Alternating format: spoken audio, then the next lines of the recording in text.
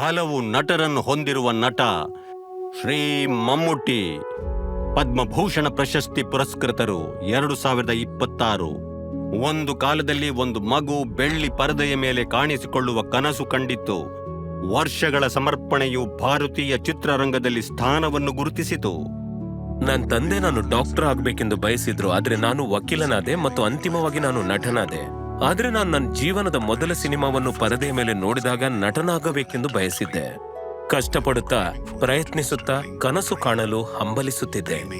ಬಾಲ್ಯದ ನಂತರದ ದಿನಗಳಲ್ಲಿ ಕೆಲವು ಸೀನ್ಗಳನ್ನು 1 ಅಥವಾ 2 ದೃಶ್ಯಗಳನ್ನು ಪ್ರಯತ್ನಿಸಿದೆ. ನಂತರ ವಕೀಲ ವೃತ್ತಿ ಆರಂಭಿಸಿದೆ, ಮದುವೆಯಾದೆ ಮತ್ತು ನಂತರವೇ ದೊಡ್ಡ ಪಾತ್ರದ ಅವಕಾಶ ಸಿಕ್ಕಿತು. ಅದೃಷ್ಟವಶಾತ್ ಅಥವಾ ದುರದೃಷ್ಟವಶಾತ್ ಆ ಚಿತ್ರ ಪೂರ್ಣಗೊಳ್ಳಲಿಲ್ಲ. ನಾನು ಅಮೇಚೂರ್ ರಂಗಭೂಮಿ ಮಾಡ್ತಿದ್ದೆ, ಮಿಮಿಕ್ರಿ ಕಲಾವಿದನಾಗಿದ್ದೆ. ಸಮಯ ಸಿಕ್ಕಾಗ್ಲೆಲ್ಲ ರಂಗಭೂಮಿಯಲ್ಲೂ ನಟಿಸ್ತಿದ್ದೆ. ಆದ್ರೆ ಉತ್ಸಾಹ ಸಿನಿಮಾದಲ್ಲಿತ್ತು.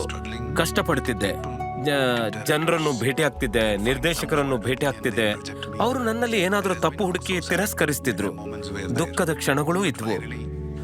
ಅಂತಿಮವಾಗಿ ಶ್ರೀ MT ಭೇಟಿಯಾದ್ರು, ನನ್ನ ಮೇಲೆ ಸ್ವಲ್ಪ ವಿಶ್ವಾಸ ಹೊಂದಿದ್ರು, ಅವಕಾಶವನ್ನು ನೀಡಿದ್ರು.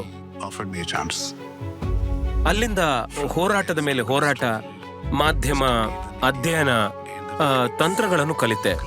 ಸಾಮಾನ್ಯ ನಟನಾಗಲು ಬಹಳ ಸಮಯ ತಗಲಿತು, ಆದ್ರೆ ಪರಿಪೂರ್ಣ ನಟನಾಗಲು ಮತ್ತೆ ವರ್ಷಗಳು ಬೇಕಾಯಿತು. ನನ್ನ ಉತ್ಸಾಹ, ಸಮರ್ಪಣೆ, ಪ್ರಾಮಾಣಿಕತೆ ಇರುವುದರಿಂದ ಯಾವುದೇ ಪಾತ್ರ ಸವಾಲಾಗಲಿಲ್ಲ. ನಟನಾಗಬೇಕೆಂದು ಬಯಸಿದ್ದೆ, ಅದೇ ಸ್ಟಾರ್. ನಾನು ಇನ್ನೂ ನಟನಾಗಬೇಕೆಂದು ಬಯಸಿದ್ದೆ ಮತ್ತು ಯಾವಾಗಲೂ ನಟನಾಗಿಯೇ ಇರುತ್ತೇನೆ. ಸಿನಿಮಾ ರಂಗಕ್ಕೆ ಬರುವ ಮುನ್ನ ಮದುವೆಯಾದೆ. 2 ಮಕ್ಕಳಿದ್ದಾರೆ, ಒಬ್ಬ ಮಗ ಮತ್ತು ಒಬ್ಳು ಮಗಳು. ನನ್ನ ಮಗ ನನ್ನ ಕ್ಷೇತ್ರದಲ್ಲಿದ್ದಾನೆ, ಅವನು ನಟ. ಮಗಳು ಪೇಂಟರ್. ನನ್ನ ಹೆಂಡತಿ ಗೃಹಿಣಿ. ಅವರು ಯಾವಾಗಲೂ ನನ್ನ ಉತ್ಸಾಹವನ್ನು ಬೆಂಬಲಿಸಿದ್ರು, ನನ್ನನ್ನು ಪ್ರೋತ್ಸಾಹಿಸಿದ್ರು, ಬಹಳಷ್ಟು ಸಹಾಯ ಮಾಡಿದ್ರು. ಹೊಸಬರನ್ನು, ಹೊಸ ನಿರ್ದೇಶಕರನ್ನು, ಚೊಚ್ಚಲ ನಿರ್ದೇಶಕರನ್ನು ಪ್ರೋತ್ಸಾಹಿಸುತ್ತೇನೆ.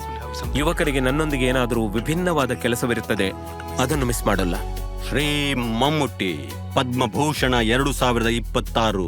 ಕೋಡಿ ಕೋಡಿ ನಮಸ್ಕಾರ.